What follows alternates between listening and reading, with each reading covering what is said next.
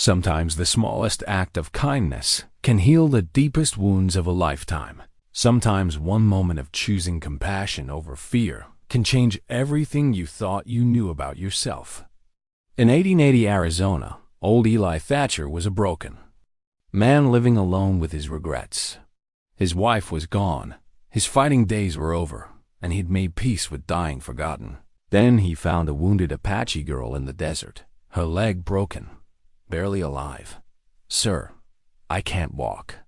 Please help me," she whispered. Most men would have walked away. Most men would have remembered the old hatreds. But Eli looked into her eyes and made a simple promise. "It's okay. I'm going to help you." What he didn't know was that keeping that promise would put them both in deadly danger. Can one old man and a broken child survive when the whole territory wants them dead? Before we jump back in, tell us where you're tuning in from. And if this story touches you, make sure you're subscribed, because tomorrow I've saved something extra special for you. The desert prayer beads lay scattered in the sand like fallen stars, each warm wooden bead catching the last amber light of the Arizona sun. They had spilled from the girl's trembling fingers when Eli first found her, and now they told a story. He was only beginning to understand, a story of faith, clinging to hope even in the darkest moments. Eli Thatcher knelt beside the unconscious Apache girl, his weathered hands hovering uncertainly over her broken form. At 62, his fingers had grown thick and clumsy from years of hard living, better suited to gripping a rifle than offering comfort. The girl couldn't be more than 16, her face smooth despite the pain etched across her features. Her right leg bent at an unnatural angle, and shallow breaths barely stirred her chest out around his neck. Beneath his faded cotton shirt, Sarah's wedding ring swayed on its thin gold chain. He'd worn it there for 3 years now, ever since the fever took her. The weight of it had become as familiar as his own heartbeat, a constant reminder of what love looked like when it lived and what emptiness felt like when it died. His homestead stretched behind him in the gathering dusk, a modest adobe house with a roof that leaked in 2 places, a well that ran brackish in the dry months, and a small cemetery plot under a lone cottonwood where Sarah rested. It wasn't much, but it had been enough for a man who'd made his peace with solitude. The nearest neighbor lived 15 miles south, and Eli preferred it that way. People brought complications, and he'd had enough complications to last several lifetimes. The girl stirred, her dark eyes fluttering open. When she saw him looming over her, she didn't scream or try to flee. Instead, she simply looked at him with an expression that held more weariness than fear, as if she'd already seen enough of the world's cruelty to know that this moment could go either way. "Sir," she whispered in careful English, each word deliberate and precise, "I can't walk. Please help me." Those words had stopped him cold an hour ago, and they echoed in his mind now as he gathered the scattered prayer beads. Each bead was carved with tiny symbols he couldn't read, worn smooth by countless fingers and desperate prayers. Apache craftsmanship. He realized, though he'd never paid much attention to such things during his fighting years. Those years felt like another lifetime now, though they'd ended only a decade past. Eli Thatcher had once been known throughout the territory as a man you called when Apache raids threatened your settlement. His reputation preceded him into every dusty town, the tracker who could read sign like scripture, the fighter who'd never lost a man under his command, the killer who showed no mercy to those who showed none to settlers. They'd called him Ghost Walker in those days, though he'd never known why until a captured Apache warrior told him years later. "Because you appear from nowhere and leave only death behind," the man had said without malice, simply stating fact.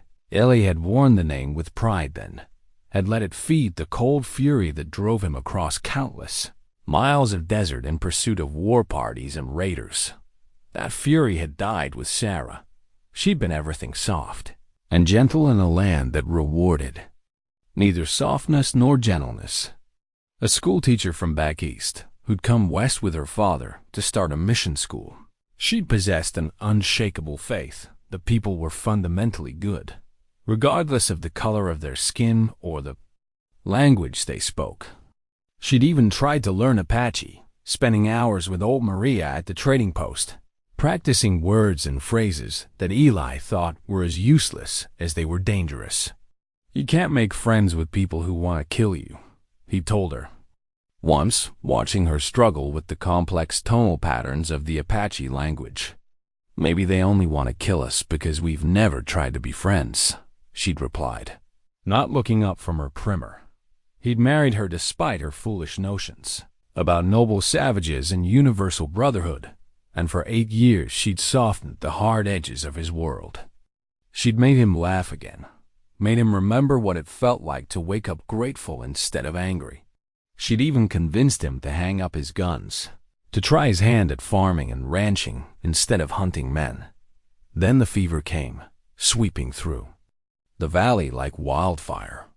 It took the old and young first, then worked its way through anyone with a weakened constitution. Sarah had been tending to sick children at the mission when she collapsed. 3 days later, Eli was digging her grave under the cottonwood tree, his hands blistered and his heart broken beyond repair. The Apache girl, Ayana, she'd told him. Her name meant eternal blossom, shifted restlessly against the blanket he'd wrapped around her. Her fever had broken an hour ago, but she remained weak and disoriented. The makeshift splint he'd fashioned from cottonwood branches and strips of leather seemed to be holding, but he was no doctor. The nearest real medical help was 40 miles away in Fort Verde, a journey that would be difficult for a healthy person and potentially fatal for someone in her condition. But what choice did he have? Leave her here to die? The thought had occurred to him, shamefully, in those first moments when he discovered her crumpled form near his water traps. It would be easier, safer, to simply ride away and let the desert claim another victim. No one would know. No one would blame him, except he would know. And lately, the weight of his own judgment had become harder to bear than any external condemnation. "What happened to you?" he asked quietly, settling cross-legged beside her makeshift bed. "How did you get hurt?" Ayana's eyes focused on his face with obvious effort. When she spoke, her English was halting but clear, as if she'd learned it through careful study rather than casual conversation. "Soldiers came to our camp," she said. "My people scattered. I fell from horse into rocks." She gestured weakly toward her injured leg. "Crawled here. Saw your smoke. Your people, where are they now?" "Gone to winter camp. High mountains." A tear slipped down her cheek. "They think I am dead." Eli felt something shift in his chest, a loosening of muscles he hadn't realized were clenched. This wasn't a raid or a war party. This was just a girl, separated from her family and injured in the chaos of another military sweep. How many times had he participated in such operations? How many families had he helped scattered to the wind? "How old are you?" he asked. 16. Summers. She attempted to sit up, winced, and settled back against the blanket. "You are the ghost walker." The words hit him like a physical blow. He hadn't heard that name spoken aloud in 3 years, and never from Apache lips.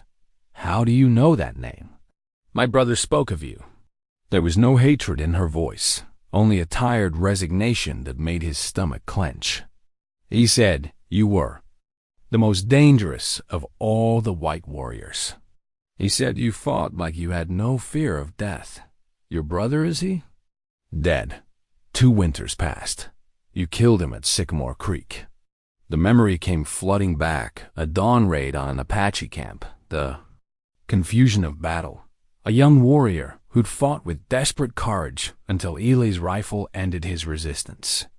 He'd been perhaps 20 years old, with the same dark eyes and proud bearing as the girl who now lay broken at his feet. "I remember him," Eli said quietly. "He fought well. He fought to protect our people, as you fought to protect yours." Ayana closed her eyes, exhaustion overtaking her again. The wheel turns. Now you must choose, will you be Ghostwalker, or will you be something else?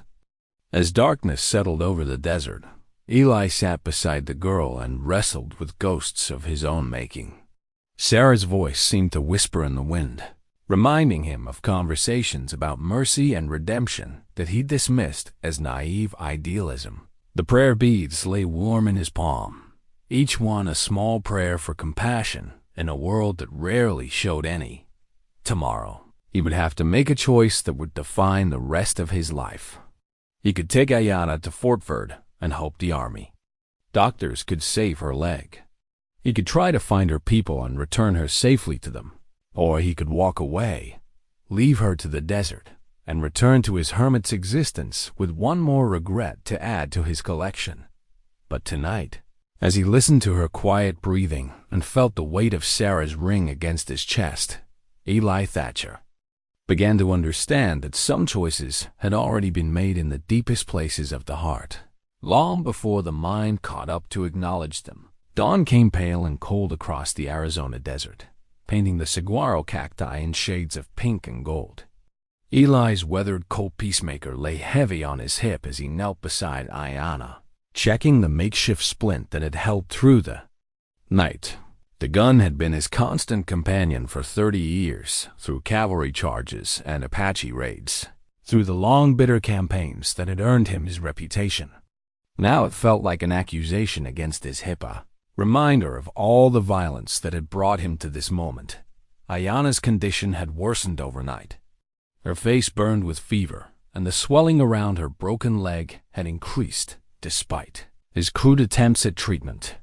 She drifted in and out of consciousness, sometimes speaking in Apache, sometimes in English, and sometimes in fevered whispers that belonged to neither language. "We need to get you to a doctor," Eli said during one of her lucid moments. "Fort Verde has an army surgeon. It's a hard ride, but no." Her voice was weak but firm. "Soldiers will kill me. Not if I'm with you. I have friends there." Ayanna's dark eyes studied his face with an intensity that made him uncomfortable. "You would do this? Take Apache girl to Army Fort?" The question hung in the air between them like smoke from a dying fire. Would he? 3 years ago, the answer would have been simple. Of course not. Apache were the enemy, dangerous even when they appeared helpless. Especially when they appeared helpless. But 3 years ago, Sarah had still been alive to whisper better angels into his ear. "Yes," he heard himself say, surprised by the certainty in his voice. "I would do this." Something shifted in Ayanna's expression, not quite trust, but perhaps the beginning of hope. She reached into the small leather pouch at her waist and withdrew a handful of dried herbs. "For pain," she said in halting English, then added something in Apache that sounded like instructions as Eli helped her chew the bitter leaves. She spoke her Apache name slowly, carefully, as if it were a gift she was unwilling to give lightly. "Ayanna. It means eternal blossom. My grandmother chose it because I was born in spring, when the desert flowers bloom despite the drought." "Eli," he offered in return. "It means ascended in Hebrew, though I can't say I've lived up to the name." The ghost of a smile touched her lips. "Perhaps you will." By mid-morning, Eli had loaded his few supplies onto his aging Baymar, Duchess. She was past her prime but steady, with the kind of endurance that came from years of hard desert travel. He fashioned a travois from cottonwood poles and an old tarp, creating a makeshift stretcher that would allow Ayanna to travel without putting weight on her injured leg. As he worked, his mind kept returning to the problems ahead. Fort Verde was 40 miles northeast, across some of the most unforgiving terrain in the territory. The direct route would take them through Apache Pass, where war parties often waited in ambush. The longer southern route meant an extra day of travel, and he wasn't sure Ayanna could survive that long without proper medical attention. Then there was the question of how the army would receive them. Major Crawford commanded Fort Verde now, a man with a reputation for harsh efficiency and little patience for what he called Indian sympathizers. Eli had worked with Crawford during the campaigns of '77, and while he respected the man's tactical abilities, he knew Crawford viewed all Apache as threats to be eliminated rather than people to be protected. "You're thinking too hard," Ayanna observed from her position on the travois.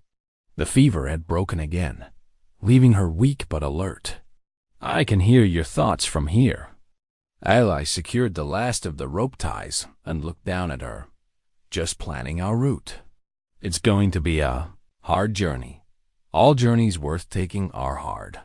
She shifted carefully, testing the stability of the makeshift stretcher. "My grandmother used to say that the desert teaches us what we truly need. Everything else falls away." Smart woman, your grandmother. She lived through the long walk when the army forced our people to Bosque Redondo. 4 years in that place of death and starvation. When we finally came home, she said she had learned to carry only what mattered in her heart. Everything else was just weight. Eli swung up into the saddle, feeling the familiar creak of old leather and the solid weight of the Colt at his side. What did she carry in her heart? Love for her people, faith in the spirits, and hope that someday there would be peace between all the children of the earth. They started north as the sun climbed toward its merciless zenith, Duchess picking her way carefully across the rocky ground while the travois followed behind. Eli kept a constant watch on the horizons, looking for the telltale dust clouds that would signal pursuit. He knew it was only a matter of time before someone came looking for the girl, either her own people searching for their lost daughter, or soldiers following up on yesterday's sweep. 3 miles from his homestead, they found the first signs of trouble. Fresh horse tracks crossed their path, too many and too recent to be coincidental. Eli dismounted and studied the prints, reading the story they told like words on a page. 8 riders, maybe 10, moving fast and heading roughly in the direction of his cabin. "What is it?" Ayanna asked, noting his sudden tension. "Company." He remounted quickly, urging Duchess into a faster pace despite the rough terrain. "We need to move." The smoke was visible from 5 miles away, a thin black column rising into the clear desert sky like an accusation. Eli's heart sank as he recognized the location. His homestead, the place where he built a life with Sarah and tried to find peace after the wars ended, was burning. They crested the low ridge that overlooked his property, just as the roof of the main house collapsed in a shower of sparks and timber. Soldiers in cavalry blue moved around the compound like ants, searching through the remaining outbuildings and poking through the ashes with their sabers. "They're looking for me," Ayanna said quietly. Eli nodded grimly. "And for you." Major Crawford himself stood near the burning house, his tall frame unmistakable even at distance. He was questioning someone old Pete Kowalski from the neighboring spread by the look of his bent frame and worn hat. Pete was pointing in various directions, probably describing Eli's habits and routines to help the soldiers track him down. "They think you took me," Ayanna continued, her voice matter-of-fact despite the gravity of their situation. "That you are holding me prisoner. Are they wrong?"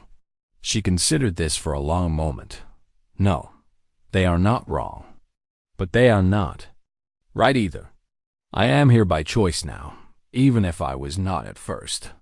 Eli watched his life's work burn and felt something fundamental shift inside his chest. There would be no going back now. No return to the simple hermit's existence he'd carved out for himself in the desert. By helping Ayanna, he'd crossed a line that couldn't be uncrossed. In the eyes of the army, he was now an Indian sympathizer at best, a traitor at worst. "We can't go to Fort Verde," he said finally. "Crawford will shoot first and ask questions later. Then where?" Eli studied the terrain to the east, calculating distances and obstacles. The missionary station at Canyon de Chelly was over 100 miles away, but it represented their best hope for finding someone willing to help an injured Apache girl and the disgraced. cavalry scout who'd chosen to protect her.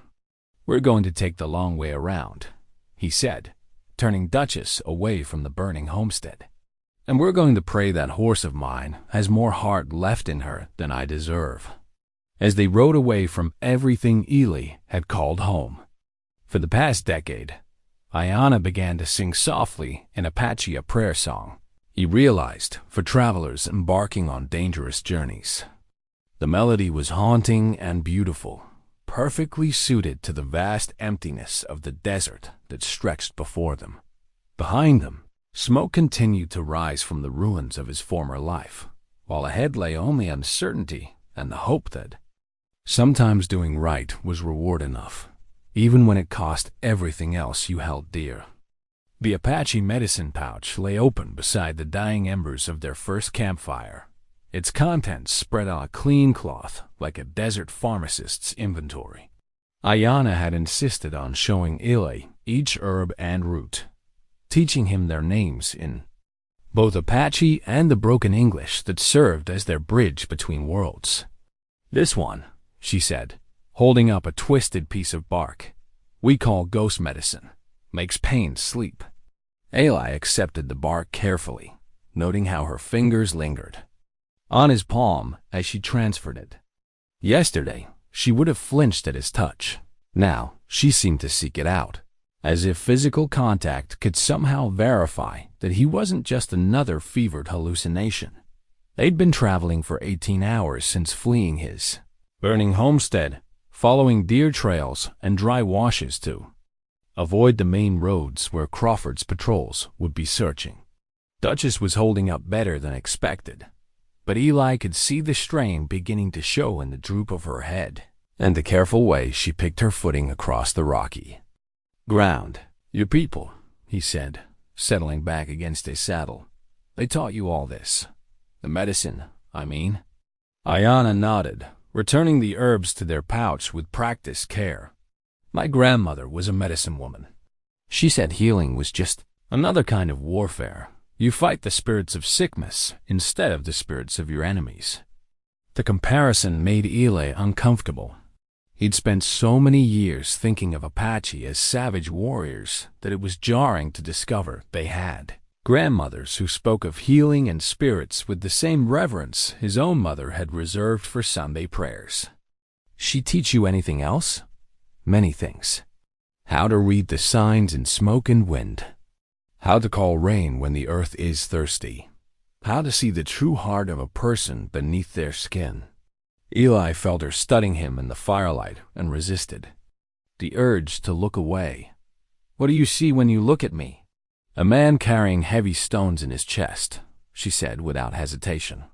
"A man who forgot how to put them down." The observation hit closer to home than he cared to admit. Since Sarah's death, he'd felt exactly that way, weighted down by grief and regret and a kind of bone-deep weariness that no amount of sleep could cure. He'd assumed it was invisible, just another burden he carried alone into the desert. "Your wife," Ayanna continued gently. "She was beautiful, yes? Kind? How did you?" Eli began, then remembered the wedding ring still hanging around his neck. Of course, she'd noticed it during the long hours of travel. Apache were trained from childhood to observe details that others missed. "Sarah," he said. Finally, her name was Sarah. And yes, she was both those things. She would want you to help me. It wasn't a question, and Eli found he couldn't argue with the certainty in her voice. Sarah would have insisted on helping, would have welcomed Ayanna into their home without a moment's hesitation, would have spent hours learning Apache words and customs the way she'd tried to do with old Maria at the trading post. She would have liked you, he admitted. She always said people were more alike than different, underneath all the surface things. Wise woman. My grandmother said the same. Ayanna shifted carefully on her blanket, testing the limits of her injured leg. Tell me how she died. The question caught him off guard. In 3 years, no one had asked him directly about Sarah's death. People in the territory knew. Of course, bad news traveled fast in a land where neighbors were scarce. but no one had ever wanted details. "Fever," he said simply. "Came through the valley like wildfire. Took a lot of good people. But not you, but not me." The old guilt rose in his throat like bile. I should have been the one. Should have been me instead of her. Ayanna was quiet for a long moment, studying his face in the flickering firelight. When she spoke, her voice carried the weight of hard-earned wisdom. "When I was small, maybe 8. Summers, our camp was attacked by Mexican slavers. They killed many of our warriors, took many of our women and children. My father died protecting me, threw himself between me and a slaver's rifle. For years I thought I should have died instead. Thought I was cursed to live while better people perished. What changed your mind? My grandmother. She told me that the spirits don't make mistakes with life and death. She said maybe my father died so that I could live to do something important, something only I could do. Maybe your Sarah died so that you could live to save someone who needed saving." The idea was both comforting and terrifying. If Sarah's death had meaning, if it was somehow part of a larger plan that included this moment beside a desert campfire with an injured Apache girl, then everything he'd suffered might actually serve a purpose. But it also meant accepting responsibility for whatever came next, and Eli wasn't sure he was ready for that burden. A coyote howled somewhere in the darkness beyond their firelight, its voice joined by others until the desert rang with their wild chorus. Duchess snorted and stamped, nervous despite her hobbles, and Eli rose to check the area around their camp. That's when he saw the dust. 3 miles back along their trail, barely visible in the moonlight, a small cloud hung in the still air. It was too localized to be windblown, too persistent to be natural. Someone was following them, moving carefully but steadily through the night. "We have company," he said quietly, returning to the fire. Ayanna didn't seem surprised. "How many?" "Hard to tell from the dust. Maybe 4 riders, maybe 6. Soldiers?" Eli shook his head. "Wrong direction. They're coming from the south, from Apache country." Understanding passed between them without words. Her people had found their trail and were closing the distance, probably moving at night to avoid army patrols. In a few hours, maybe less, they would face the same situation that had confronted Apache families for generations: the need to choose between blood loyalty and a larger kind of justice. "They will want to know why you took me," Ayanna said, beginning to repack her medicine pouch. "What will you tell them?" She looked up at him, and in her eyes he saw not the frightened girl he'd found by his water traps, but a young woman who'd inherited her grandmother's gift for seeing true hearts beneath surface appearances. "I will tell them that sometimes the spirits work through broken people to do their healing. I will tell them the Ghost Walker is dead and that a new man has taken his place." As they prepared to break camp and continue their flight through the desert darkness, Eli found himself hoping that she was right. The torn photograph fluttered in Eli's weathered hands like a wounded bird, its edges brown with age and corners soft from countless handlings. Sarah's face smiled back at him from their wedding day, her eyes bright with hope and laughter, while his younger self stood beside her in his best Sunday clothes, looking uncomfortable but happy in a way he'd almost forgotten was possible. "She was very beautiful," Ayanna said softly, leaning over to study the damaged daguerreotype. They'd taken shelter in a narrow canyon for the noon rest, hidden from both the brutal sun and any eyes that might be searching for them. Inside and out, Eli agreed, carefully tucking the photograph back into his shirt pocket. Had a way of making everyone around her feel like they mattered, like they were worth something. The second day of their journey had brought new challenges. Ayanna was stronger, able to sit up on the travois for longer periods and even walk short distances with the crude crutch Eli had fashioned from a mesquite branch.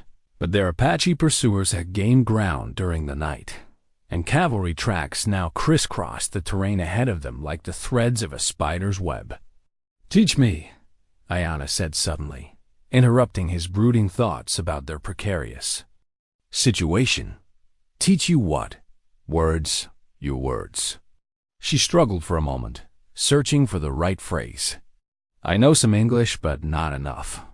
If we meet more white people, I want to speak properly. The request surprised him. In all his years of fighting Apache, he'd never considered that they might want to learn his language for any reason other than tactical advantage. The idea that this girl wanted to communicate better, to bridge the gap between their peoples through shared understanding, seemed almost revolutionary. All right, he said, settling back against the canyon wall. What do you want to learn first? How to say my feelings? In Apache, we have many words for different kinds of sadness, different kinds of joy. Your language seems to have only one word for each. Eli found himself smiling for the first time in days. English has more words than you think. We just don't use most of them in regular conversation. For the next hour, as Duchess rested and the desert heat pressed down around them, teacher and student worked through the subtle gradations of human emotion. Ayanna proved to be a quick learner, her ear attuned to the rhythms and patterns of English in a way that suggested natural aptitude. Melancholy, she repeated carefully, testing the unfamiliar syllables. This is sadness mixed with remembering? Something like that. A sweet sadness, maybe. The kind you get when you think about good times that are gone forever. Ah, her face lit up with understanding. We call this walking with ghosts, when the spirits of happy times follow you but cannot stay. The phrase resonated in Eli's chest like a struck bell. Walking with ghosts? Yes, that captured exactly what the last 3 years had felt like. Sarah's presence lingered in everything he did, every decision he made, but she remained forever just out of reach. Your turn, Ayanna said. Teach me Apache words. I don't know any Apache words. You know some? All the soldiers do. Bad words, mostly, but still words. Eli felt heat rise in his cheeks as he realized she was right. The Apache phrases he'd learned during his campaigning years were mostly curses, threats, and tactical terms related to warfare. Not exactly the vocabulary of cultural exchange. Maybe we should stick to English for now, he said diplomatically, but Ayanna was already shaking her head, digging into her medicine pouch for something. She pulled out a small object wrapped in soft deerskin and unfolded it carefully, revealing a collection of tiny carved animals, a bear, an eagle, a coyote, a horse. My grandmother made these when I was learning to speak, she explained. Each animal teaches a different lesson about how to live. She picked up the bear and held it toward him. Shash, this means bear. In Apache, we say that bear medicine teaches courage in the face of fear. Shash, Eli repeated, accepting the carved figure. The wood was smooth and warm, polished by countless small hands. Good. Now this one. She held up the eagle. Afsa. Eagle medicine teaches us to see far and wide, to understand how all things connect. Atsa. They continued the lesson until Eli had learned a dozen Apache words, each one tied to a specific animal and its symbolic meaning. It was unlike any language instruction he'd ever received, more like learning a philosophy than memorizing vocabulary. Your grandmother sounds like she was quite a teacher, he said, returning the carved animals to their wrapping. She said that words were like medicine. They could heal or harm, depending on how you use them. She made me promise to always speak with healing in my heart. As the afternoon wore on and they prepared to resume their journey, Eli found himself thinking about the different ways people learn to see the world. His own education had been practical and harsh: how to track, how to fight, how to survive in hostile territory. Ayanna's had been spiritual and interconnected, each lesson tied to a larger understanding of how all living things related to each other. Eli, she said as he helped her back onto the travois, may I ask you something difficult? He tensed, expecting questions about his past campaigns or the Apache warriors he'd killed. "Go ahead. When you look at my people, what do you see?" The question hung in the air between them like smoke. 3 days ago, his answer would have been automatic. Savages, raiders, threats to be eliminated. But 3 days ago, he hadn't spent hours learning Apache words for healing and wisdom. He hadn't listened to stories about grandmothers who taught courage and compassion. He hadn't seen the careful way Ayanna handled her sacred objects or heard her sing prayer songs for safe travel. "I used to see enemies," he said finally, the admission feeling like pulling splinters from his soul. "Now I'm starting to see people I never took the time to understand." Ayanna nodded as if she'd expected this answer. "And when my people look at you, they see Ghostwalker, the one who brought death to our villages. But I have been watching you these past days, and I see something different." "What do you see?" "A man learning to carry different medicine in his heart. A man choosing healing over harm, even when it costs him everything he thought he wanted." As they resumed their trek across the desert, Eli carried her words with him like a talisman.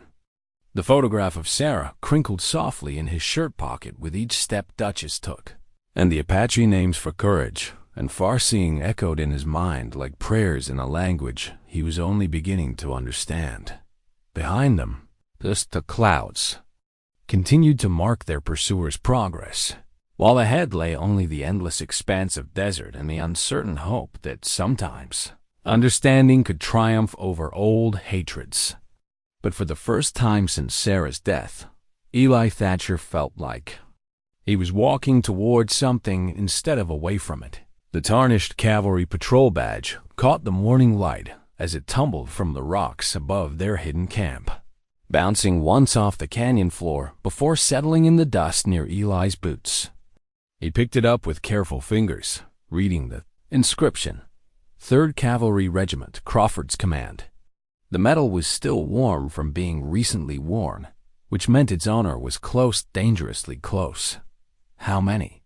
Ayanna whispered from her position behind a fallen boulder. Her English had improved remarkably over their 3 days together, though she still spoke in the careful, measured tones of someone translating thoughts from one language to another. Eli held up 4 fingers, then pointed in different directions around their narrow canyon hideout. The patrol had found their trail sometime during the night and taken positions on the rim rocks above them.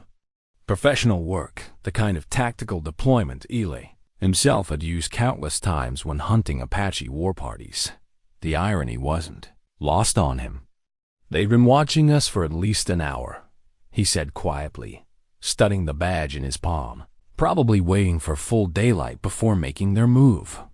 A voice echoed down from the rocks above, amplified by the canyon walls. "Eli Thatcher, this is Sergeant Walsh, 3rd Cavalry. Major Crawford wants to talk with you." Eli knew Walsh, a competent non-com who'd served under him during the Geronimo campaigns. Good soldier, but not imaginative. He'd follow orders, regardless of his personal feelings about the situation. "I'm listening," Eli called back, calculating angles and distances. The canyon offered some protection, but if it came to a fight, they'd be trapped like fish in a barrel. "Major says to tell you, this doesn't have to end badly. Turn over the Apache girl and come in peaceful, and he'll make sure you get a fair hearing at your court-martial." Ayanna's hand found his arm, her grip surprisingly strong despite her injured condition. "What will you tell them?" Before Eli could answer, another sound drifted down from the canyon rim, the distinctive crack of a rifle shot, followed immediately by shouting in Apache. Their pursuers had finally caught up. "Damn," Eli muttered, grabbing his rifle and checking the loads. 3-way fight, just what we needed. The canyon erupted in chaos as Apache warriors engaged the cavalry patrol above them. Rifle fire echoed off the rock walls like thunder, punctuated by war cries and shouted orders in English. Eli could hear Walsh trying to maintain control of his men while dealing with an enemy that had appeared from nowhere like desert spirits. "My people," Ayanna said, her voice tight with worry. "They came for me, and now they're going to get themselves killed. Because of it." Eli helped her to a more protected position deeper in the canyon. "Stay here. Keep your head down. Where are you going?" "To do something incredibly stupid." Eli scrambled up the rocky slope that led to the canyon rim, using every bit of cover the terrain provided. Above him, the firefight continued with the sharp intensity of men who knew their lives depended on their accuracy. He reached a ledge that gave him a view of the battle and immediately understood the tactical situation. 4 Apache warriors had caught Walsh's patrol in the open, using the rising sun to mask their approach. The soldiers had taken cover behind a low ridge, but their position was exposed on 3 sides. Professional soldiers or not, they were outmaneuvered and outgunned by men who knew this terrain like their own heartbeat. One of the Apache fighters was little more than a boy, perhaps 18 years old, with the same proud bearing and dark eyes as Ayanna. A brother, Eli realized, or at least a close relative. The young warrior was taking unnecessary risks, exposing himself to enemy fire in his eagerness to prove his courage. "Kitsais'll dash nows," Eli called out in his halting Apache, using words Ayanna had taught him. "Listen to me, young warriors." The fighting paused as both sides tried to locate the source of the unexpected Apache words. Eli stood slowly, rifle held across his chest in a non-threatening position, making himself visible to both groups. "I am the one called Ghost Walker," he continued, mixing English and Apache as best he could. "The girl, Ayanna, she is safe. She's under my protection." Sergeant Walsh's voice rang out from the cavalry position. "Thatcher, what the hell are you doing?" "Trying to keep you boys alive," Eli replied without taking his eyes off the Apache warriors. The young one he'd identified as Ayanna's relative had his rifle trained on Eli's chest, finger tight on the trigger. "You are Ghost Walker," the young warrior said in careful English. "You killed my sister's brother. You killed my cousin." "Yes," Eli said simply. "I did. At Sycamore Creek, 2 winters past." He fought bravely. The admission seemed to surprise everyone. In Eli's experience, neither soldiers nor Apache expected such direct honesty about past conflicts. "Then why do you protect her now?" another warrior asked, this one older with scarred hands and the bearing of a war leader. "Because she needed help. Because it was the right thing to do."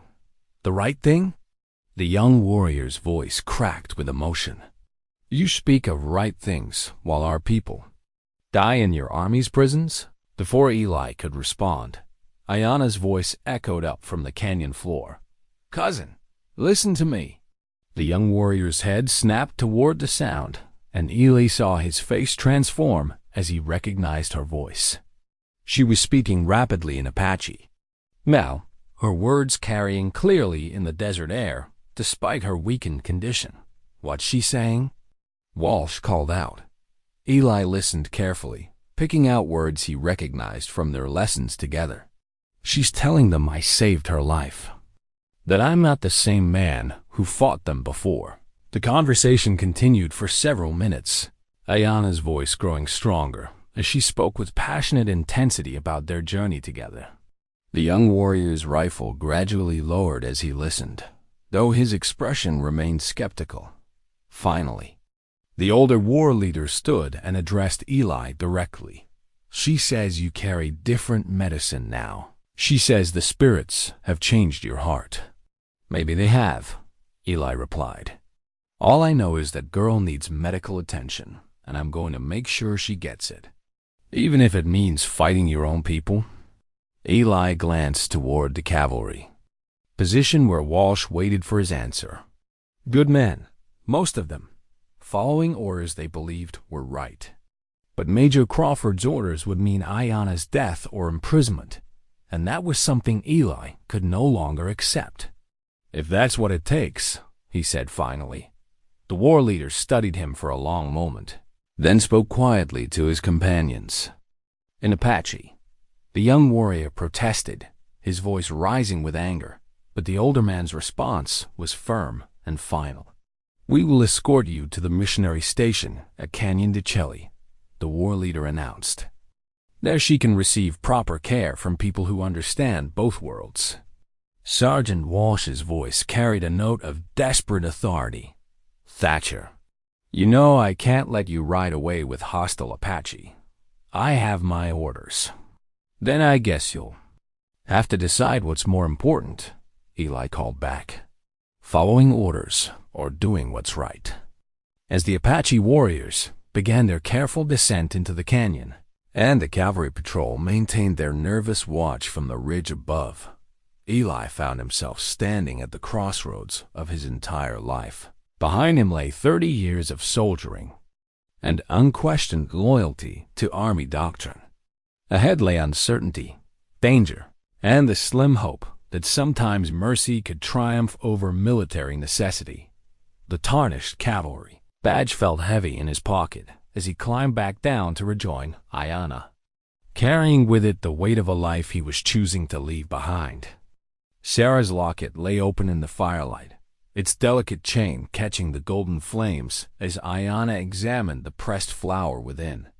The petals had faded to brown after all these years, but their shape remained perfect, a desert wildflower that Sarah had picked on the day she and Eli first met at the trading post in Tucson. "She kept this?" Ayanna asked softly, her fingertips barely touching the fragile memento. 23 years, Eli replied, settling beside her in the abandoned mining cave where they'd taken shelter for the night. Said it reminded her that beautiful things could grow anywhere, even in the hardest ground. The Apache escort had kept their word, guiding them safely through cavalry patrols and dangerous terrain toward Canyon de Chelly. But the journey had taken an unexpected emotional toll on Eli, being surrounded by Apache warriors, men whose brothers and cousins he'd killed in years past, forced him to confront the human cost of his former life in ways he'd never allowed himself to consider. "Tell me about this day," Ayanna said, gesturing to the pressed flower. "When you met her." Eli leaned back against the cave wall, his mind drifting to that sweltering afternoon in July of 1857. I was bringing in a wounded trooper from a skirmish near the Dragon Mountains. Sarah was at the trading post buying supplies for her father's mission school. She took one look at that boy bleeding all over her clean dress and started giving orders like a field surgeon. She was not afraid of blood. Sarah wasn't afraid of much. While I'm standing there wondering if the kid's going to make it, she's already got hot water boiling and bandages ready. Saved his life, probably. Eli smiled at the memory. Then she turned to me and said, "You look like you could use some tending too, Mr. Thatcher. When's the last time you had a proper meal?" Ayanna listened with the focused attention of someone for whom such stories represented a glimpse into an entirely different world. Her own upbringing had been shaped by constant warfare and the need for vigilance. The idea of a woman who could afford to be fearless in the face of violence was both foreign and fascinating to her. "She sounds like a medicine woman," she observed. "In my people's way. I never thought of it like that, but you're right." She had healing in her hands, healing in her voice. Eli accepted the locket back from her and closed it carefully. Always said she could see the good in people, even when they couldn't see it in themselves. And you? Could you see the good in yourself then? The question hung in the cave air like smoke from their small fire. Outside, night sounds filtered through the entrance. The distant call of an owl, the whisper of wind through mesquite, the soft voices of their Apache escorts maintaining watch. Back then, maybe, I was younger, still believed I was fighting for something righteous. It wasn't until later that I started questioning what we were really doing out here. What changed? Eli was quiet for a long moment, organizing thoughts. He'd never spoken aloud. When he began, His voice carried the weight of long-suppressed doubts and regrets. There was a raid in '74 up near Fort Apache. We'd been tracking a war party for 6 days, following them through some of the worst country you can imagine. When we finally caught up, they'd taken refuge in a box canyon women and children mixed in with the warriors. He paused, seeing Ayana's face in the firelight, reading the understanding that was already growing in her dark eyes. My commanding officer gave the order to charge. Said we couldn't let any of them escape to warn other bands. I followed orders, like I always did. His voice dropped to barely above a whisper. Afterward, when we were counting the dead, I found a girl about your age clutching a baby. Neither of them had weapons. Neither of them had done anything except try to hide. Ayana reached across the small space between them and placed her hand on his arm. The gesture was gentle but firm, an anchor in the storm of his memories. That was when I knew, he continued, knew that what we were calling justice was really just vengeance. Knew that every Apache we killed had families who would mourn them, just like we mourned our own dead. But you continued fighting for 3 more years. Told myself I was protecting settlers, protecting people like Sarah. But really, I think I was just afraid to stop. Afraid to admit that maybe I'd been wrong about everything. The confession left him feeling hollowed out but strangely relieved, as if he'd been carrying a physical weight that had finally been lifted from his shoulders. Ayana's hand remained on his arm, warm and steady in the flickering light. My grandmother used to say that the spirits sometimes break us in order to remake us into something better, she said quietly. Maybe losing your Sarah was part of that. Breaking. Maybe finding me was part of the remaking.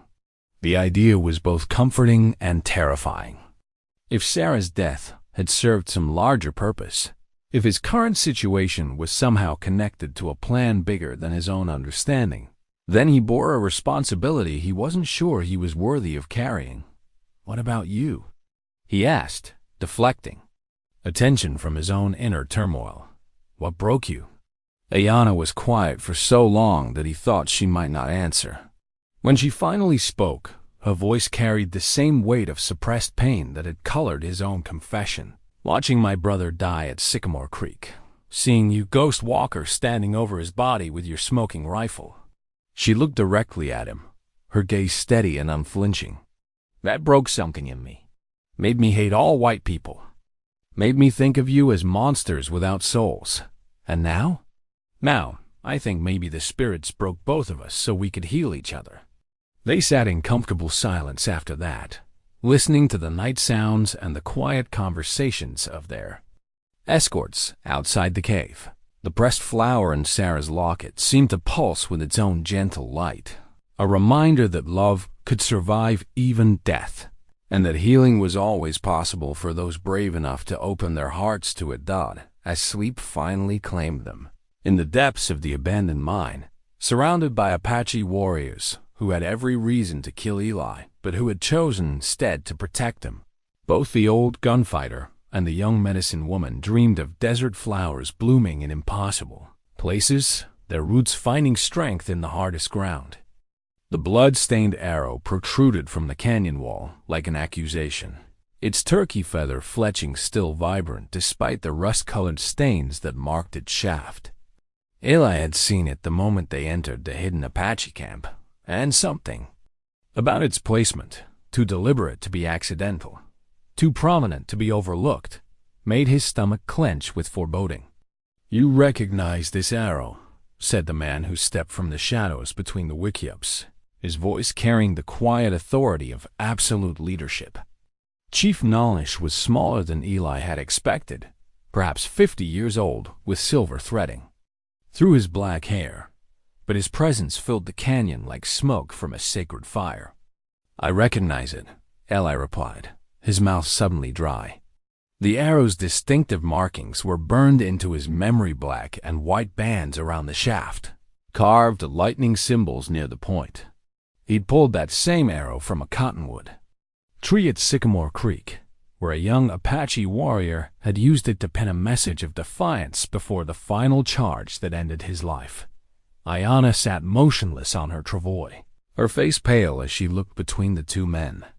Something in her expression suggested she understood the significance of this moment better than Eli did, that she'd been waiting for this revelation since their journey began. "Tell me, Ghost Walker," Chief Nalish continued, his English precise and unaccented, "do you know whose arrow this was?" The pieces were falling into place with the terrible inevitability of an avalanche. The young warrior at Sycamore Creek, the one who'd fought with such desperate courage. The family resemblance in Ayanna's features. The way the Apache escort had looked at him during their journey, not just with the expected hatred, but with a personal grief that went beyond tribal loyalty. "Your sons," Eli said quietly. "My sons," the chief confirmed. "Taken from his body after you killed him. Kept by my daughter as a reminder of what white men's mercy looks like." Ayanna's eyes were bright with unshed tears, but her voice remained steady. "I wanted you to know," she said to Eli. "Before my father decides your fate, I wanted you to understand who you saved." The camp around them had grown silent. Apache warriors, women, and children watched from the shadows of their dwellings, waiting to see how this confrontation would resolve. Eli could feel the weight of their collective judgment, the accumulated grief and anger of a people who had lost too much to his kind. "You're Nalish's daughter," he said. "Not really a question. I am Ayanna, daughter of Chief Nalish, sister to Kuruk, who died by your hand at Sycamore Creek." Her voice carried the formal cadence of someone reciting important family lineage. "When the soldiers came to our winter camp, I was separated from my people during the scatter. My horse fell, my leg broke, and I crawled for 2 days before I found your water traps." Chief Nalish moved closer, his moccasined feet silent on the rocky ground. "She could have told you who she was from the beginning. Could have used her position to demand safe passage home. Instead, she chose to let you make your decision based only on her need and your conscience." The full weight of what had happened began to settle on Eli's shoulders like a physical burden. For 5 days, he'd been protecting the daughter of the man whose son he'd killed. For 5 days, she'd trusted him with her life despite knowing exactly who he was and what he'd done to her family. "Why?" he asked her, his voice barely audible. "Because I needed to know if Ghost Walker was truly dead," she replied. "Because I needed to see if the man who killed my brother could learn to be something else." "And what did you learn?" Before Ayanna could answer, Chief Nalish raised his hand for silence. "That is for the council to decide. But first, there are others who would speak with you." The chief gestured toward the camp, and figures began emerging from the wickiups, elders, warriors, women carrying children. Eli recognized some of them from old battles, faces glimpsed across gun smoke and canyon echoes. Others were strangers, but their expressions carried the same mixture of curiosity and suppressed anger.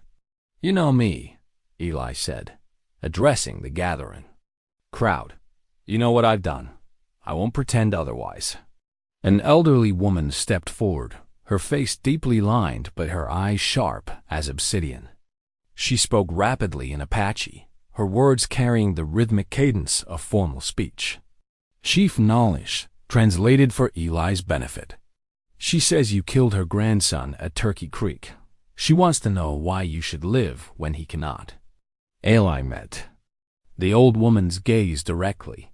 "I can't give you a reason. I can't bring back the dead or undo what I've done. All I can tell you is that I'm trying to be different now."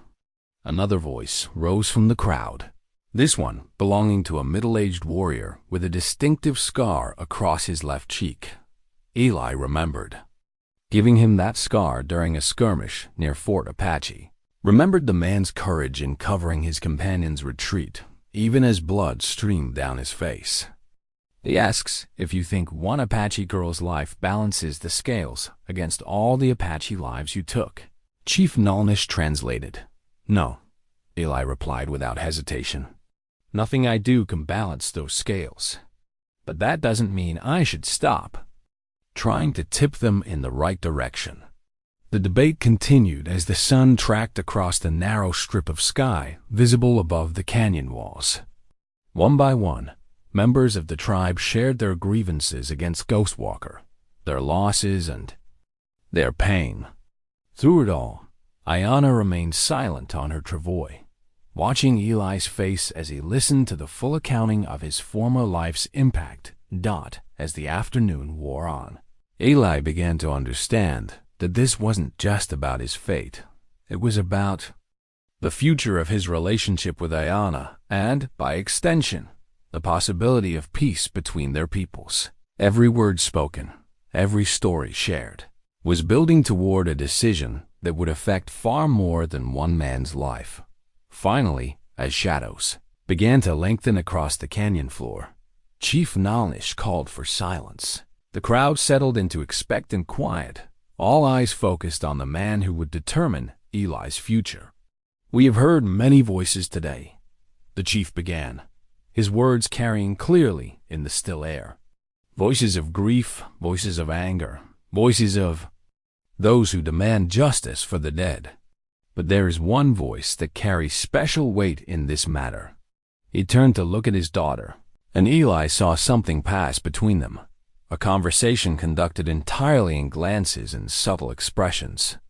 "Ayanna, daughter of Nalnish, sister to the fallen Curach, you have traveled with this man for many days. You have seen his heart when he thought no one was watching. What would you have us do with Ghostwalker?" Ayanna struggled to sit up straighter on her travois, wincing as the movement jarred her injured leg. When she spoke, her voice carried the clear authority of someone who had thought long and hard about her words. "I would have you remember that my brother died a warrior's death, fighting for his people. His spirit walks with honor in the next world.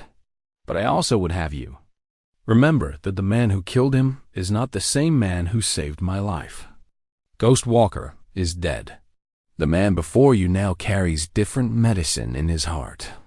She paused, looking directly at Eli with an expression that held both forgiveness and challenge. "I propose that we offer him a choice. He can leave this place and never return, carrying the burden of his past deeds alone. Or he can stay and learn to walk the path of healing instead of the path of war. He can become brother to the people he once fought and help us find a way to live in peace with the white world that surrounds us." The proposal sent a murmur through the gathered crowd. It was unprecedented, offering adoption to a former enemy who had killed so many of their people. But as Eli looked around at the faces surrounding him, he saw that some were nodding in agreement with Ayanna's words. Chief Nalnish studied his daughter for a long moment, then turned back to Eli. "What say you, man who was Ghostwalker? Will you choose the easy path of exile or the hard path of redemption?" The sacred eagle feather trembled in Chief Nalnish's weathered hands as he prepared the ritual that would determine Eli's fate. The feather was ancient, passed down through generations of Apache leaders, its barred brown and white plumage still perfect despite decades of ceremonial use. According to tribal law, it would serve as both witness and judge in the trial that was about to unfold. "The spirits will speak through this feather," Chief Nalnish explained to Eli as the tribe gathered in a circle around them. "If it remains still during your testimony, they accept your words as truth. If it moves, they find deception in your heart." Eli nodded, though privately he wondered how much of the feather's movement would be influenced by the desert wind that had been picking up all afternoon. Such thoughts seemed petty in the face of what was happening. An entire people preparing to judge him not just for his past crimes, but for his potential future as one of their own. The preparation had taken most of the day. Tribal elders had arrived from distant camps, summoned by smoke signals that Eli had watched rise from the canyon rims like prayers ascending to heaven. Each elder carried with them the memories and grievances of their own bands, their own losses to Ghostwalkers, campaigns, Ayanna had been moved to a place of honor near the sacred fire, her injured leg carefully tended by the tribe's medicine woman. Despite her pain, she had insisted on participating in the ritual preparation, helping to gather the sage and sweetgrass that would be burned during the ceremony. "Are you afraid?" she asked Eli during a quiet moment when the elders were consulting among themselves about proper procedures. "Terrified," he admitted. "Not of dying. I made my peace with that possibility days ago, but of living up to whatever decision they make." "Fear is good medicine sometimes," she replied, using a phrase her grandmother had taught her. "It keeps us honest about what we're capable of." As the sun began its descent toward the western canyon rim, the formal trial commenced. Chief Nalnish stood at the center of the circle, the eagle feather held high above his head, while Eli knelt on a blanket woven with symbols that told the story of Apache resistance and survival. "We gathered to judge the man who was called Ghost Walker," the chief began, his voice carrying clearly in the still air. "He has taken Apache lives. He has brought sorrow to Apache families. But he has also saved the life of my daughter, and she speaks for his character.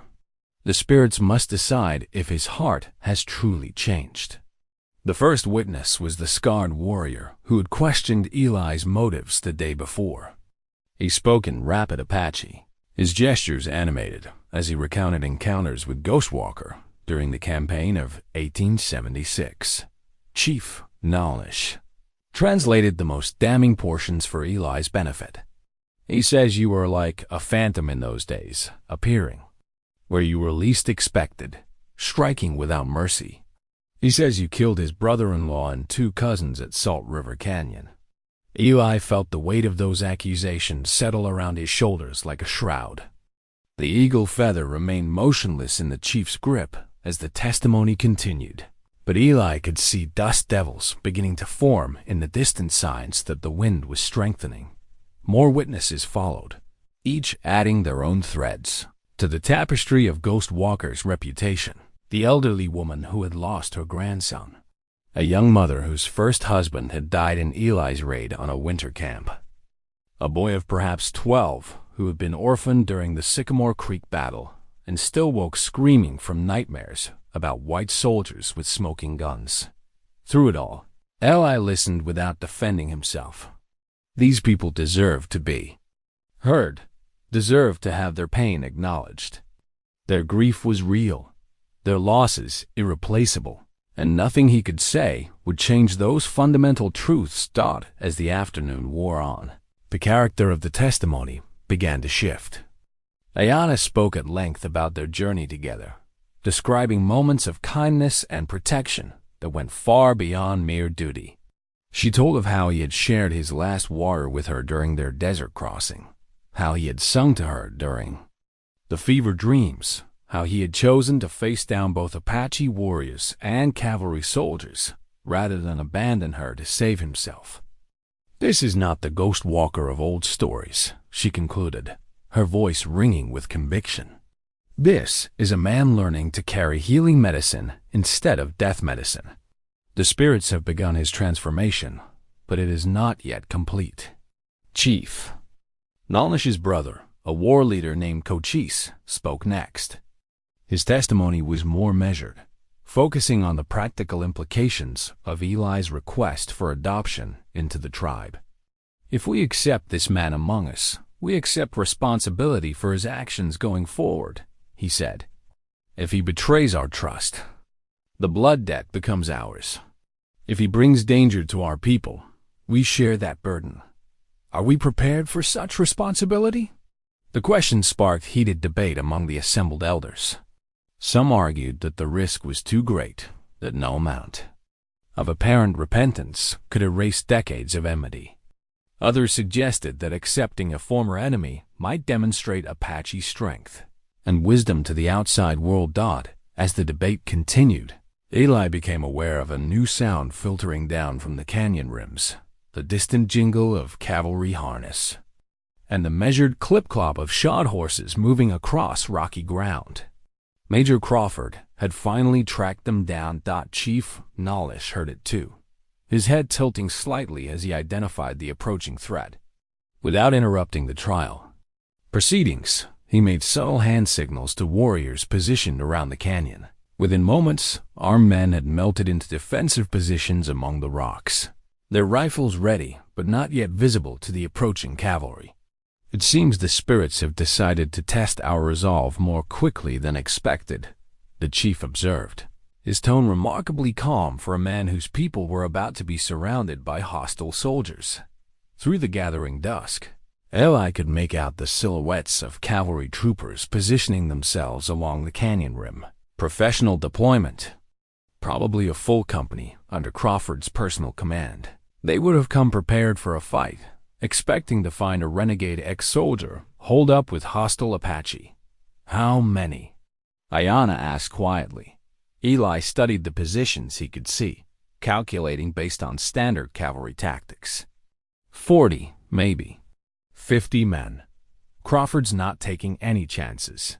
The major's voice echoed down from the canyon wall, amplified by a speaking trumpet. This is Major Crawford, United States Cavalry. You are harboring a deserter and a kidnapper. Send out Eli Thatcher and the Apache girl, and no harm will come to the rest of you. Chief Nalnish looked at Eli with an expression that was almost amused. Your former commander seems to have a different view of recent events than we do. Crawford's a good soldier, but he sees everything in terms of regulations and military law, Eli replied. To him, I'm either a hero or a traitor, with nothing in between. And which are you? Before Eli could answer, the eagle feather in the chief's hand began to move, not swaying in the wind, but rotating slowly around its central axis, as if stirred by invisible fingers. Several of the assembled elders pointed and murmured among themselves, recognizing the movement as significant. The spirits grow restless, Chief Nalnish observed. They know that whatever decision we make tonight will echo through many generations. Crawford's voice boomed down again. You have 1 hour to comply. After that, I'll consider this a hostile encampment and act accordingly. The threat was clear: surrender Eli and Ayanna, or face the full weight of military assault. It was the kind of ultimatum that had been used to justify countless massacres over the years. The legal framework that turned murder into military necessity. What will you do? Eli asked Chief Nalnish. The Apache leader studied the eagle feather as it continued its slow rotation, as if reading messages in its movement that were invisible to everyone else. When he finally spoke, his words carried the weight of absolute decision. We will finish what we started. The spirits have called for this trial, and they will see it completed regardless of what white soldiers threaten from the canyon walls. He looked directly at Eli, his dark eyes reflecting the firelight like obsidian mirrors. But know this, when the shooting starts, you will have to choose once and for all which people you serve. There will be no middle ground in what comes. Next, as if summoned by his words, the sound of rifles being cocked echoed from the canyon rims above them. Crawford's patience was running thin, and the margin for peaceful resolution was narrowing with each passing minute. Eli looked around at the faces surrounding the sacred fire. Apache men, women, and children who had accepted him into their most sacred ritual despite everything he had done to them. Then he looked at Ayanna, whose dark eyes held both fear and absolute faith in his capacity for redemption. The eagle feather spun faster now, catching the firelight as it moved, and Eli understood that his moment of final choice was at hand. The war paint bowl sat heavy in Chief Nalnish's hands, its clay surface warm from the sacred fire and decorated with symbols that had guided Apache warriors into battle for countless generations. The red ochre within seemed to pulse with its own inner light, mixed with bear grease and blessed by medicine men who understood that some fights transcended the simple arithmetic of victory and defeat. This is your final choice, the chief said to Eli, his voice carrying across the canyon despite the growing tension above them.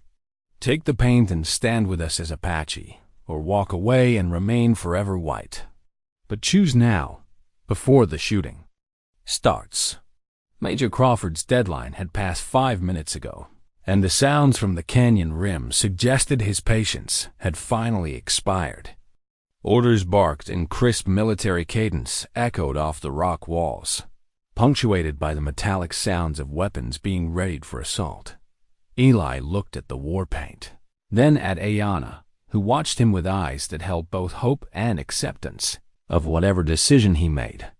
Around the sacred fire, Apache warriors waited with rifles in their hands and prayers on their lips, prepared to die defending their right to exist as free people. "If I take that paint," Eli said quietly, "I'll be fighting against men I've served with. Good men who are following orders they believe are righteous. And if you don't take it," Chief Nalish replied, "you'll be walking away from people who have chosen to trust you despite every reason not to." The first rifle shot cracked from above like thunder, followed immediately by the distinctive whistle of a bullet ricocheting off stone. Crawford had grown tired of waiting. "Light them up!" The major's voice boomed down from the rim. Suppressive fire on the canyon floor. The canyon erupted in chaos as cavalry rifles opened fire from 3 sides, muzzle flashes winking like deadly stars in the gathering darkness. Apache warriors returned fire from carefully chosen positions among the rocks, their shots precise and measured despite the overwhelming odds against them. Eli grabbed Ayanna and pulled her behind a large boulder as bullets whined overhead like angry hornets. The travois she'd been riding splintered under the impact of multiple rounds, sending fragments of wood spinning through the firelight. "Are you hurt?" he shouted over the din of battle. "No, but my people." She tried to peer around the boulder to assess the casualties, but Eli held her back as another volley smashed into their position.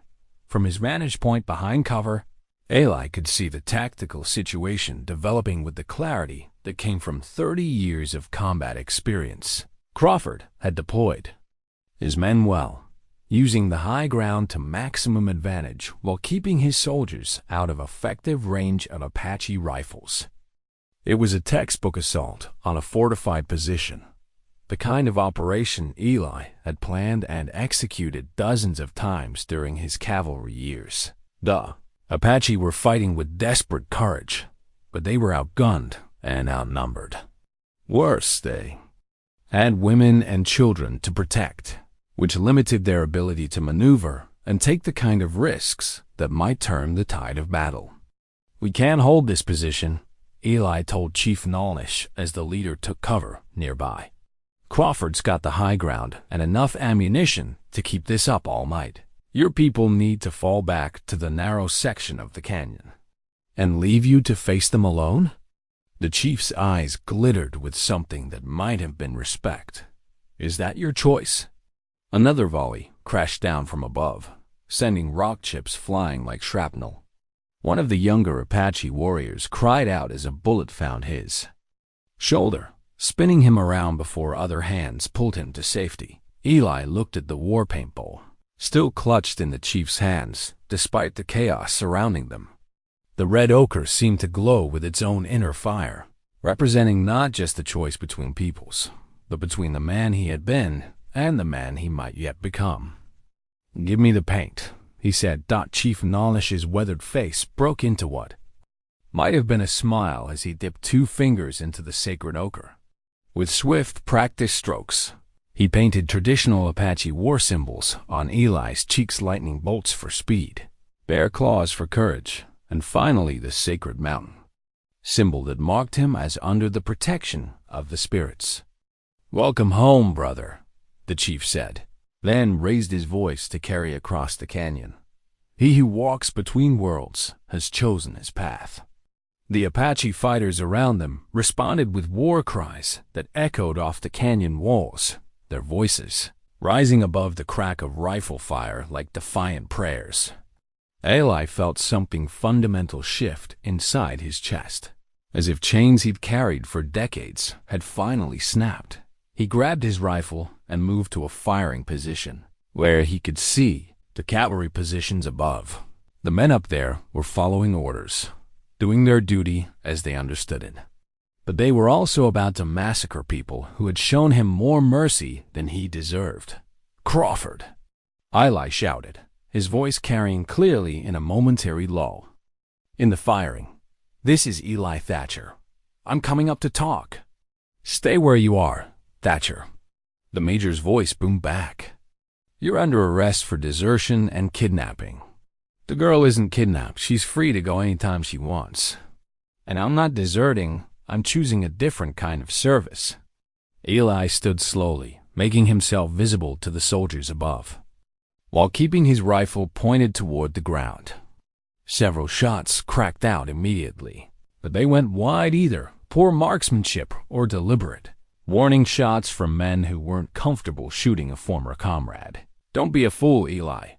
Crawford's voice carried a note of genuine concern beneath the military authority. "These are hostiles. They'll kill you the moment you outlive your usefulness." "No, sir," Eli called back, his war paint feeling warm against his skin in the firelight. "These are people, and they're under my protection now." The declaration sent a ripple of movement through both the Apache positions below and the cavalry positions above. Everyone understood that the line had finally been drawn, that whatever happened next would determine not just the outcome of this battle, but the shape of Eli Thatcher's soul for whatever time remained to him. Major Crawford's response came not in words, but in action. A renewed volley of rifle fire that lit up the canyon rim like deadly fireworks. But this time, Eli Thatcher was shooting back. The peace pipe lay waiting in Chief Nolnish's weathered hands, its carved red stone bowl and decorated stem representing generations of Apache wisdom about the delicate art of ending conflicts without destroying all hope of future understanding. Even as bullets whined overhead and men died on both sides of the canyon, the chief held onto the sacred object like a promise that violence need not be the final word in any story. Eli fought with the desperate efficiency of a man who understood that every shot mattered. Every tactical decision could mean the difference between survival and massacre for the people who had chosen to trust him. His knowledge of cavalry procedures served him well. He knew exactly where Crawford would position his reserves, where the ammunition would be stored, which men would be designated as runners between positions. "The narrow section," he shouted to the Apache warriors around him, gesturing toward the canyon's throat where the walls pinched together. "Force them to come down here if they want to finish this." Chief Nolnish nodded and began giving orders in rapid Apache, sending his people toward the more defensible position while maintaining covering fire. The movement was executed with the fluid precision of people who had been fighting for their lives since childhood, each warrior knowing instinctively how to support his companions while minimizing his own exposure. But it was Major Crawford himself who proved to be the wild card in the tactical equation. Rather than maintaining his advantageous position on the canyon rim, the major began working his way down the treacherous rock face, using handholds and ledges that would have challenged a mountain goat. His intention was clear. He meant to confront Eli face to face, to end this standoff through personal combat rather than continued slaughter. "Sir, don't." Sergeant Walsh's voice echoed from above, tinged with the desperate concern of a non-com watching his commanding officer take an unnecessary risk. "We can finish this from up here." But Crawford was already committed to his descent, his uniform torn and bloodied from scraping against rough stone. His face set in the grim lines of a man who had decided that some battles required personal settlement.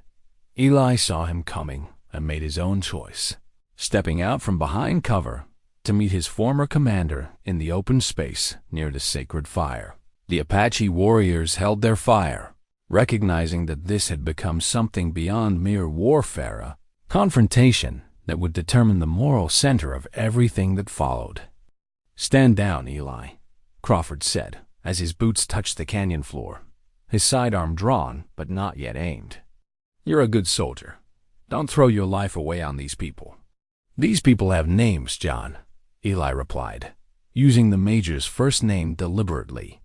"They have families, hopes, dreams. They're not just targets in your reports. They're enemies of the United States of America. They've killed settlers, attacked supply trains, murdered innocent civilians.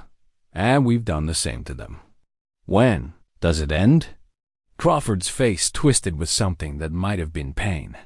"It ends when one side wins, Eli. That's how wars work.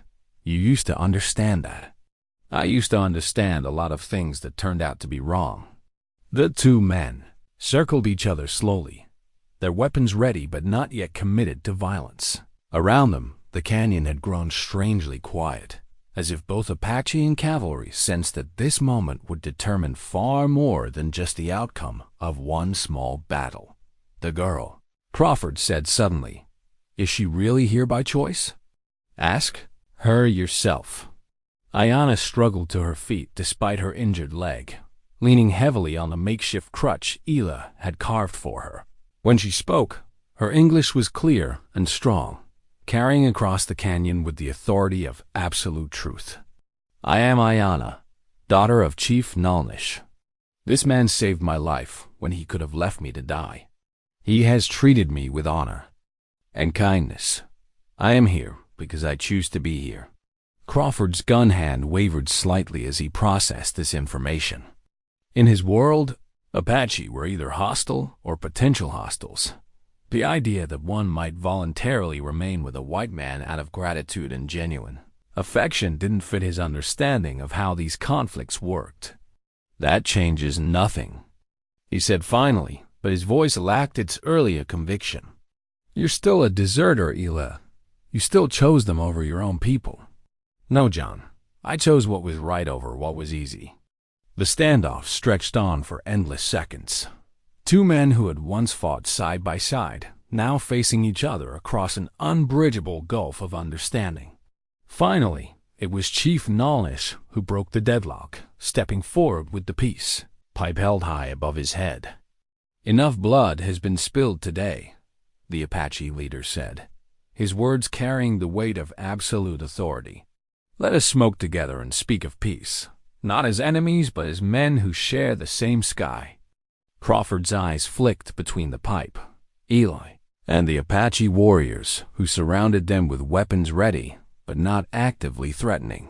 For a moment that felt like eternity, the future balanced on the edge of his decision. Then, slowly, Major, Crawford holstered his sidearm and nodded toward the sacred pipe. The new moccasins felt strange on Eli's feet as he walked the familiar path to Sarah's grave. Their soft Apache leather so different from the hard cavalry boots he'd worn for 30 years. Ayanna had crafted them herself during the long winter, months of her recovery, working by firelight in the evenings while her broken legs slowly healed under the care of tribal medicine. Women. 6 months had passed since the confrontation in the canyon. 6 months since Major Crawford had made the decision that would change all their lives. The peace pipe ceremony had lasted until dawn, with both Apache and cavalry leaders smoking together while they negotiated terms that no military manual had ever contemplated. In the end, Crawford had filed his report as a successful rescue operation. Eli Thatcher had been found alive. The Apache girl had been returned safely to her people, and no further military action was required in the region. The truth was more complex. The military bureaucracy had little patience for complexity. What mattered to the War Department was that the situation had been resolved without a massacre that would have generated unwanted newspaper attention back. East. The cottonwood tree cast longer shadows now, its leaves rustling in the desert wind. That carried hints of the approaching spring. Sarah's headstone had weathered another season, its carved inscription still legible despite the sand and rain that had worn at its surface. Sarah Elizabeth Thatcher, Eli read aloud, as he had every week since returning to live near his old homestead. Beloved wife and teacher, she saw the best in everyone. Ayanna settled beside him on the small bench he'd built beneath the tree. her movements still careful, but no longer constrained by pain. Her English had improved dramatically during their time together, enriched by hours of reading lessons using Sarah's old books and the patient corrections of a teacher who understood that language was a bridge between worlds.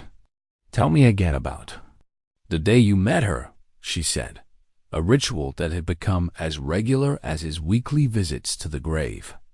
"She was buying supplies for her father's mission," Eli began, settling into the comfortable rhythm of a story told many times. "Saw a wounded soldier bleeding all over her clean dress and immediately started giving orders like she'd been born to command armies. And she was not afraid? Sarah was never afraid of helping people. Thought it was what we were put on earth to do."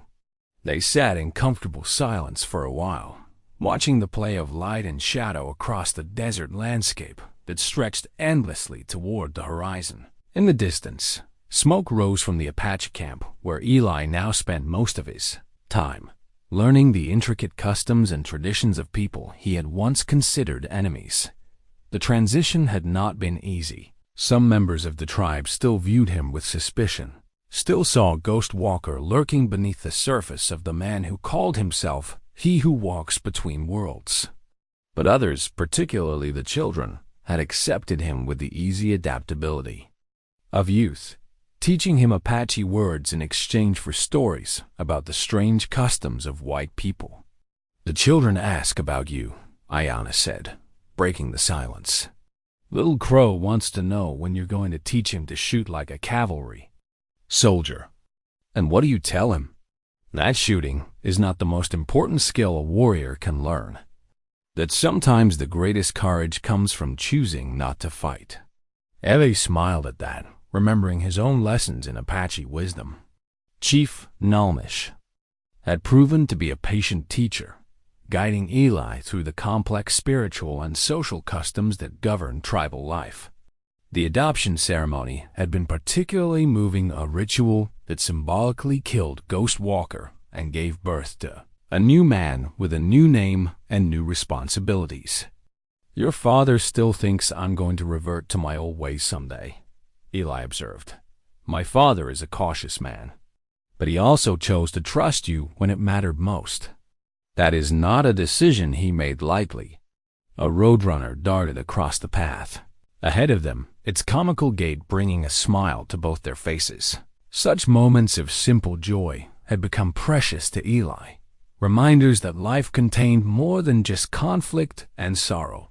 "I've been thinking about building a school," he said suddenly, the idea taking shape as he spoke. "Something that could serve both Apache children and settler families." Sarah always believed education was the key to understanding. Ayanna's eyes lit up with interest. "You would teach Apache children to read English and white children to speak Apache. Maybe if the next generation grows up understanding each other's languages, they won't be so quick to reach for weapons when problems arise." The idea felt right, felt like something Sarah would have supported wholeheartedly. It would be challenging convincing Apache parents to trust their children's education to a former cavalry scout, persuading white settlers to let their offspring learn savage languages. But challenges had never stopped Sarah from pursuing what she believed was right. As the sun began its descent toward the western mountains, Eli and Ayanna rose to begin the walk back to the Apache camp. The moccasins moved silently across the desert floor, perfectly suited to this landscape in a way his old boots had never been. "Do you think she would be proud?" Eli asked as they paused at the edge of the cemetery. "Sarah, I mean, of what I've become?" Ayanna considered the question with the seriousness it deserved, her dark eyes studying his face in the golden light of the setting sun. "I think she would be proud that you learned to see people as individuals instead of enemies. I think she would be proud that you chose love over hatred, healing over hurting." She paused, then added with a gentle smile, "And I think she would be proud that you found a daughter to carry on her work of building bridges between peoples." As they walked toward the Apache camp, where cooking fires were beginning to twinkle, Like earthbound stars, Eli felt the weight of Sarah's ring against his chest, not as a burden now, but as a blessing. The desert stretched endlessly around them, harsh and beautiful and full of possibilities for those brave enough to see beyond the surface of things. Sometimes the smallest act of kindness really could heal the deepest wounds of a lifetime. Sometimes one moment of choosing compassion over fear really could change everything you thought you knew about yourself and the world around you.